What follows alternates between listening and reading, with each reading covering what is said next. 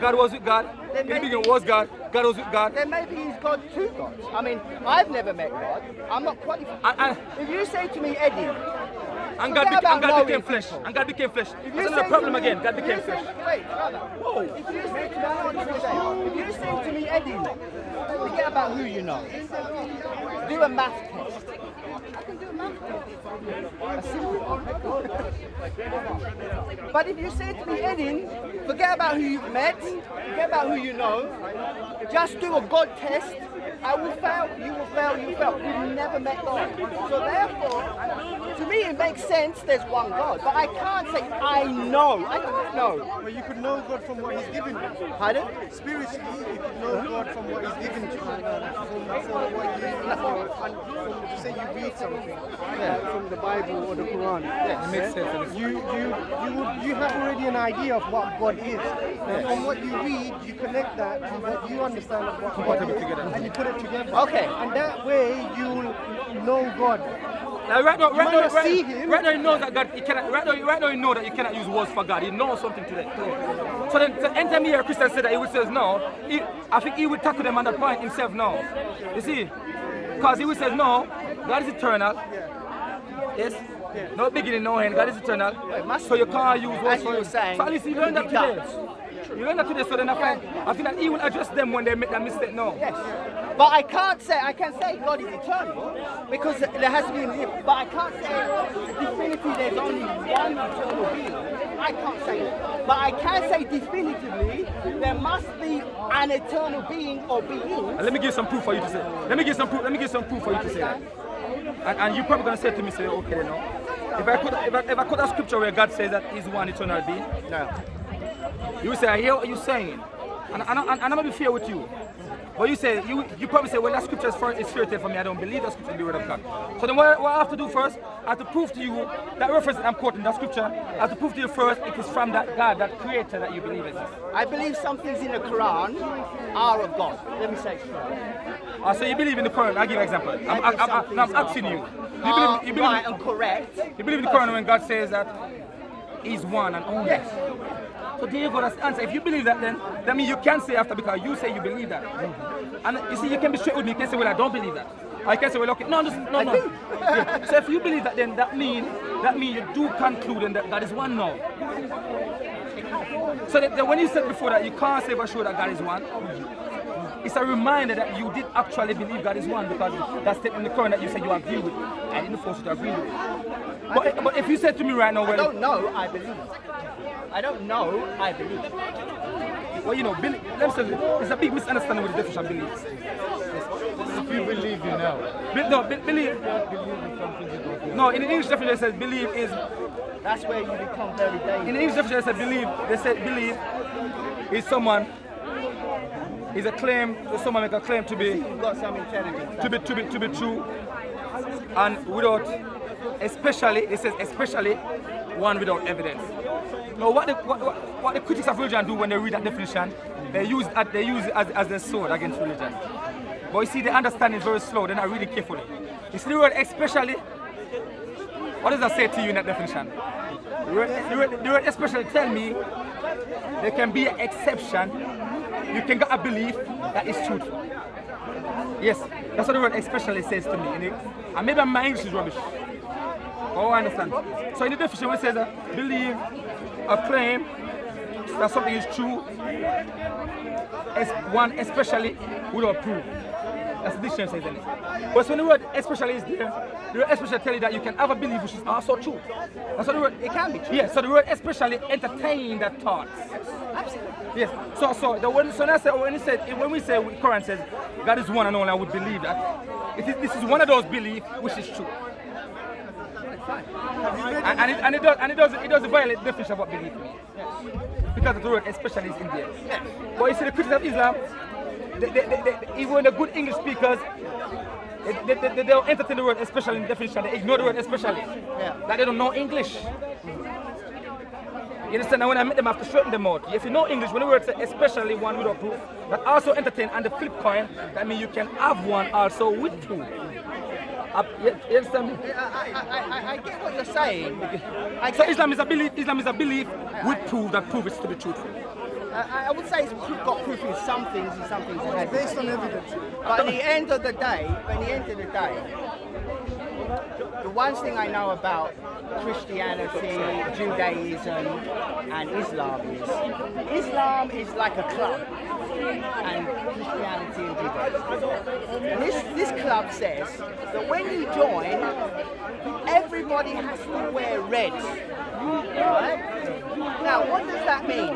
It means there's some things that come with the membership. One of the things that comes with the membership with Christianity, Judaism, and with Islam is you have to go in the mirror and tell yourself, I know. Listen to what I'm saying. And why you say that? It's part of the game of them. Now, some it's not.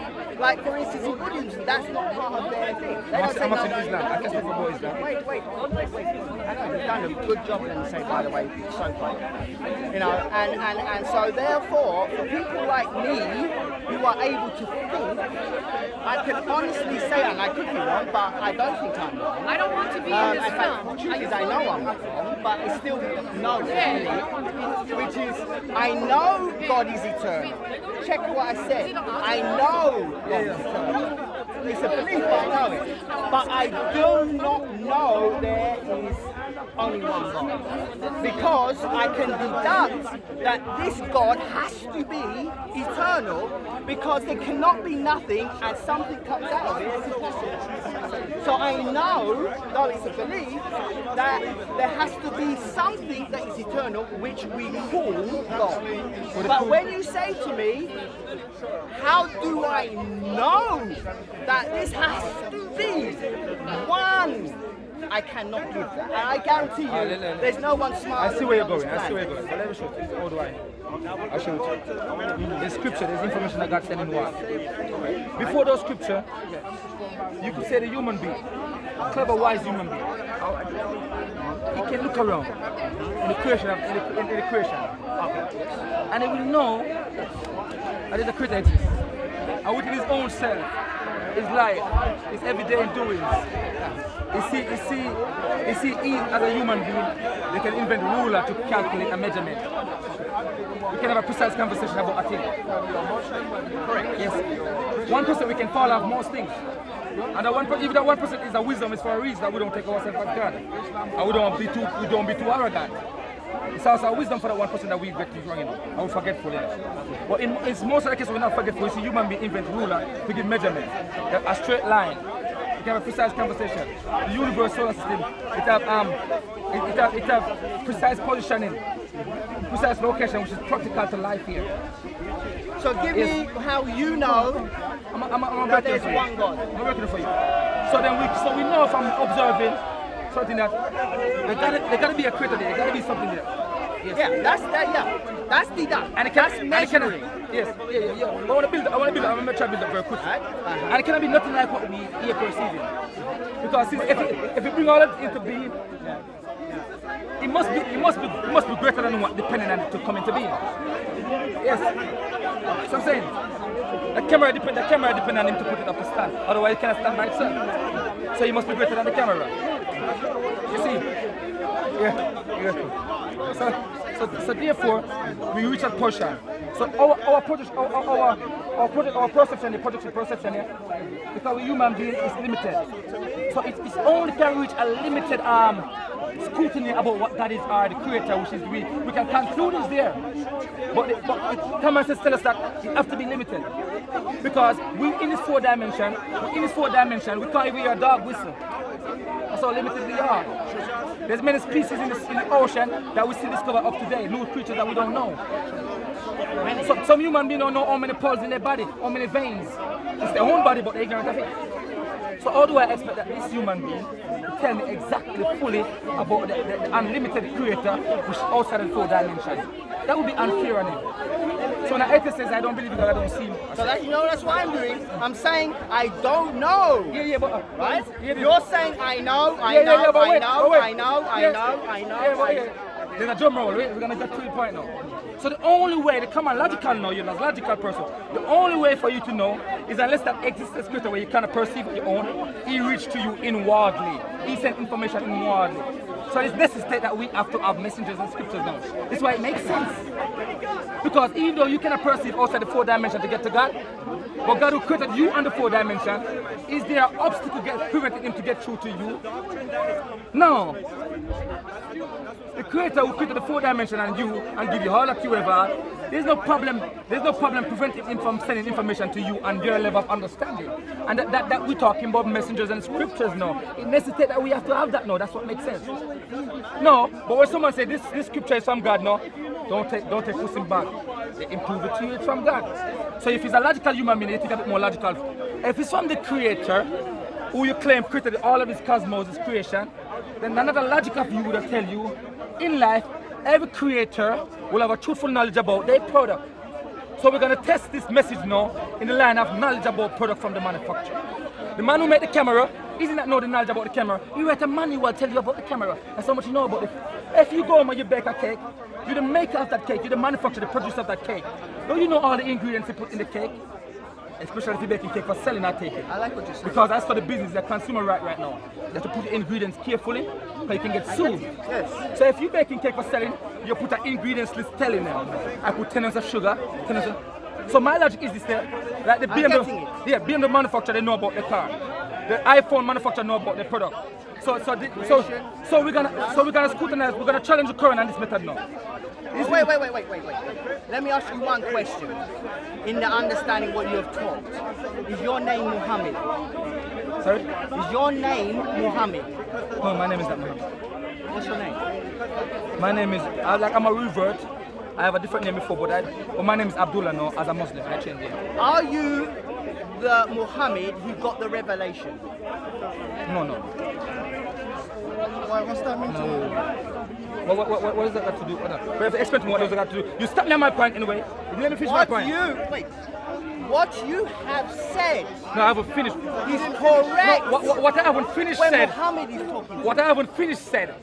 You understand what No, I'm saying? yeah, what I haven't finished said, you should say. I'm very technical, you know. You be careful you deal with me. What I haven't finished said, because I was in the middle, I was like, think what was.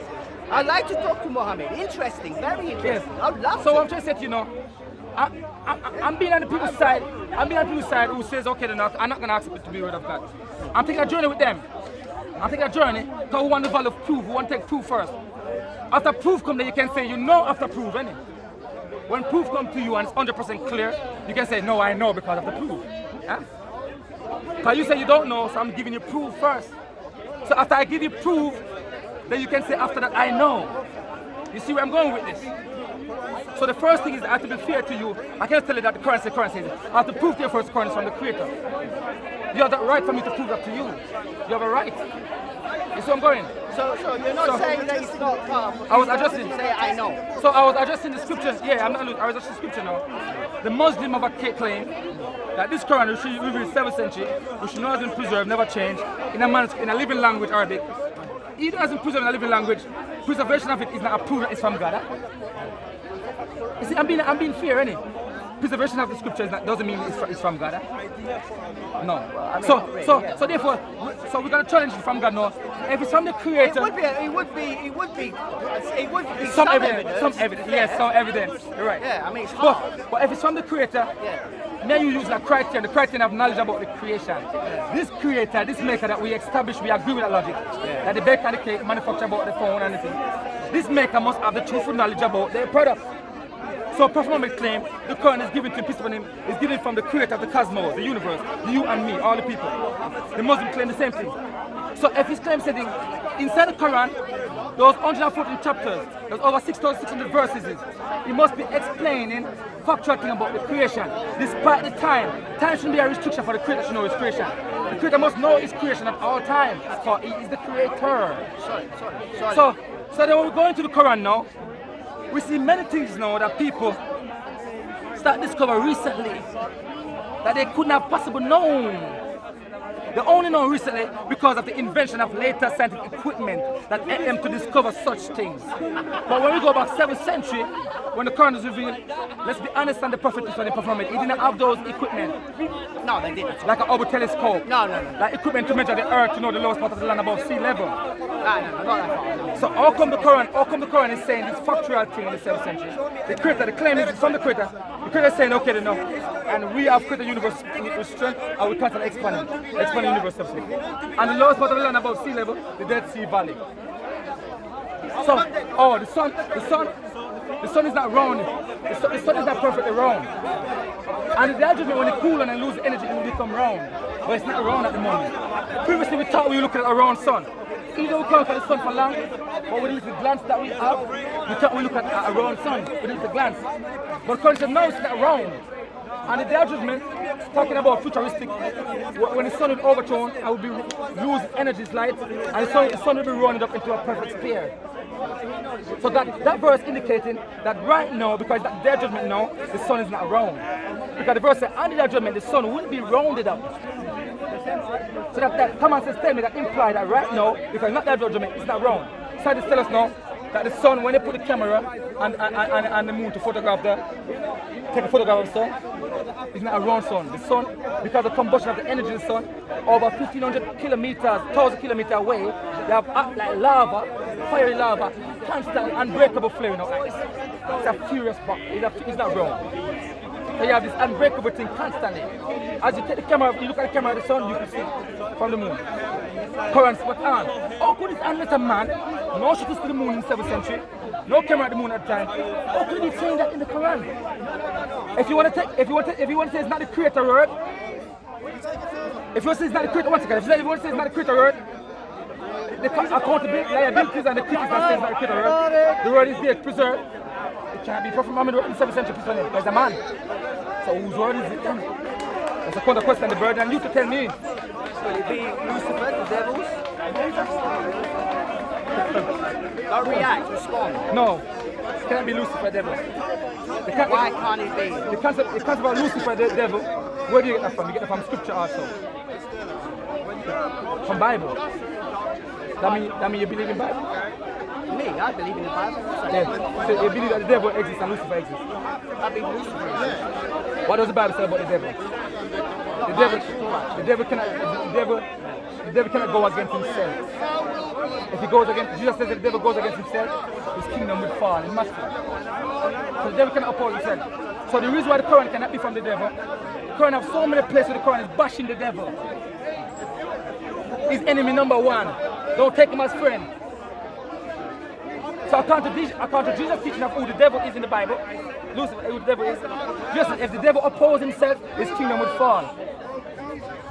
Meaning the devil won't have no power over human being today, and evil won't be on the earth no more. Don't evil still on the earth today. I mean the devil's kingdom is not falling. The devil still controlling some human beings. You understand my point? But according to Jesus' teaching, if the devil opposes himself, goes against himself, his kingdom would fall. So the Quran goes against the devil so many times. He's a cursed Satan. Don't take him as friend. He's the number one enemy. Bashing him so much time. So if it's from the devil wouldn't be bashing himself. Huh? Okay, so all we have to do is look for any book that bashes the devil, and it's not the devil. No, I can't. Because you said that you believe the devil, you believe Lucifer. But when you say, I'm going with you. But when you say, so I'm asking you but when you say Lucifer, I said the devil. I find a Hindu book that is bashing the devil, it can't be from the devil. So I'm just saying, there's other factors of it, but I'm just saying. But because when you say Lucifer the devil, I know you get the concept from the scripture from the Bible. No, yeah, it's fine. I'm going with you. That's why if you believe if you believe in that, I give you I give you extended teaching from the Bible. Who you take the devil and Lucifer principle from? Who you say that is? And give extended teaching what the Bible says about that Lucifer and that devil. That he cannot oppose himself because his kingdom should be fair. All right. And I am scrolling with you saying that's no. So we carry. And Jesus said, he said the kingdom divided against itself will not stand. Cool. So what I'm saying to you is if I go to India and find a Hindu book or something like that that is bashing the devil, it can't be the devil. Well, you see, this bashing have to be consistent all the way through. That's just because Hold on. This bashing have to be consistent all the way. Let me get it. This bashing have to be direct. The bashing have to be direct. What's that? The bashing have to be direct and also indirect and also comprehensive and consistent all the way through. Let's talk about Hindu scripture now. Let's discount. No. I don't know if we bring Hindu scripture. We're speaking about the Quran and why it came from the devil. Let's forget about Hindus. Yes. Let's talk about the Quran. Yes. But I was going to show you some other point in the Hindu scripture why that would be against what Jesus teach also. Then maybe those points from the devil. I'm not too much into that. Yeah. You don't have to tell me too much. Yeah. What background? No. So. Pardon? What background are you coming from? Like religious background? And no, yes. When I was a child, my parents were not religious, and then my parents became religious. Let me just finish the point. I got to finish the They point. became What's going on, brother? Christian. I'll finish the point. I'll get back onto the Quran here. So then we establish now from a premises where you also believe that the devil exists and Lucifer and that thing there. And where you get that action from. And the same from that same scripture Jesus here telling you about if some of the devil would have opposed himself, the kingdom would have fallen, they wouldn't have Eve on earth today. We clearly have that obviously the Quran opposed the devil so many times, but there's a clear evidence account within Jesus teaching that it's time the Quran is not from the devil. So my point is okay then, there's knowledge about the creation. The question is this. These scripture, these verses in the Quran which exist in a living language which is preserved today, and he says not from the Creator. Those who deny it's from the Creator and says not from God to Prophet Muhammad. The burden is on them not to answer where is it from them because it's factual. We'll find out when we die and we rise again. And Allah is telling me these scientific. Oh, remember we logic. Remember. Oh no. I'm We going with your logic. Well, I'm not rebelling. I'm not rebelling. Yeah, but we already found it now. We already found it. I'm going with what you're saying. Yeah, but I'm telling you, if you flip Then it Allah will correct me and say, Edin, you who thought you were smart. No. Yeah, it might be too late. You're right. You see, the proof is in the pudding. And say, Edin, I put these things in my Quran, and you who is done studying, The proof is in the pudding. you've even done some studying of Islam, and you didn't even respect them, and you Eddie, didn't look into them properly, and I don't want you to digress. I'll be in trouble. I don't want you to digress. I'm gonna keep my point. If I get the statement that the proof is in the pudding, those same verse and the logic and the touchstone, the criteria we bring up, that you agree with the criterion that the maker will know about his product. You agree with that to be factual, to be truthful. Yeah, I get your point. So because of that principle that because that is the touching of the principle we use it to verify the Quran, then we see past that test. And because of that now the proof is in the pudding, those verses, you have to say, well, it must be from the Creator then. There's no other way that... So you're saying 500 years ago, 1,000 years ago, they were looking through the Quran and they were saying, let's look for the scientific things. No. The Creator deliberately says in the Quran, these things that I put here... So you're talking about only modern Islam? Let me give you an example. You see, these discoveries of these scientific facts that come later on. Yes? In the Quran mentioned before them, the scientists are playing catching up.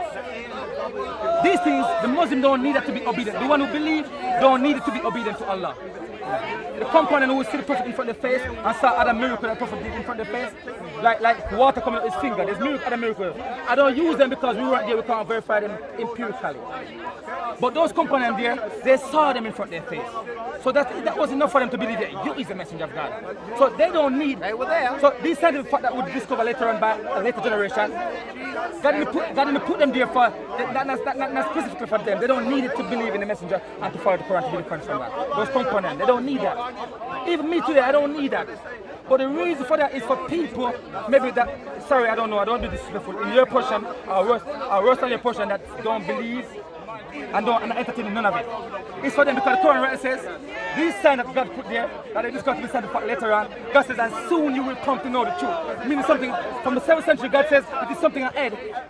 And you will come to know. So 7th century, when God is making that statement, you will come to know it's futuristic. So God deliberately put it there. So people 1,000 years ago couldn't know that the Quran was the truth. No, they could know. Because there's other miracle that is empirical to them at that time. Like Moses, the time of Moses, yeah, people believe the Torah is true for Moses from Mr. God, Torah from him. Because they was running behind him for their own life to be saved, and Moses put the seed on their face. Yes. That same thing in Jesus, people there at the time of Jesus, they see literally Jesus created a bird out of clay and breathed into it, and did a sign that God gave to Jesus by God's permission and became a living being. So there was an empirical proof for those people to convince them in that time. But for you today, have to be fair with you. You and I weren't living in that time. So the Quran gives you other miracles now because Quran, God cares about you. God care about you also. God care about giving you a proof today. So God put certain things in the Quran that God know everything. God knows scientists can discover them later on, and that's soon you will come to know the truth. Because these things are put in here now, and when later on when you have the equipment to discover these things, you will come to know it's true. God deliberately stated in the Quran.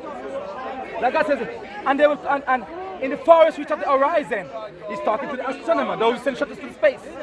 In the forest reach of the horizon, and within themselves, he's talking to the biologists that study the human body. He says they will come to know that this Quran is true. You got to show them the sign in the forest reach of the horizon.